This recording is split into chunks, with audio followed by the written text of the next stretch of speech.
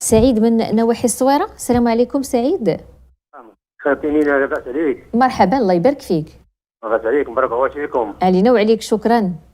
عمي سكاش كي داير بخير؟ حياك الله سيدي الكريم، اهلا وسهلا. كنحبك في عمي سكاش، الله يطول لنا عمرك. بارك الله فيك، احبك الله الذي احببتني فيه. عارف هذا البرنامج، الله يجازيك بخير على شيء. بارك الله فيكم، احسن الله اليكم. بزاف شكرا. نسول هذا اختي، عندي ديك حساسيه ديال النيوف. نعم. وكان غير كنتيمم مع الصباح جرب. نعم. غير كنتيمم دابا الا تيممت وقعدت حتى ديك 10 ولا 9 تخلي الحال ما كضرنيش ديك حساسيه ولا توضيت بالماء كنبقى نحك بحال السيول ديال الدم على النيوف ديالي. واخا واضح. بالنسبه للسؤال ديالو الاول، بالنسبه لحساسيه الانف اللي عنده، الا نعم، استعمل الماء بارد كيتألم.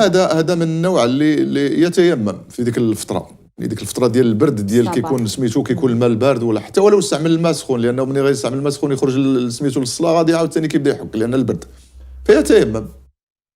نعم. يعني ربما يعني تنقولوا حنايا توضى الوضوء ديالك ويديك وسميتو الراس ديالك ورجليك والوجه ديالك تيمم له. نعم. الوجه اللي غادي يوصل لبلاصه فين غتوصل الماء وغادي يسبب لك هذاك المشكل تيمم له ان شاء الله تعالى. نعم.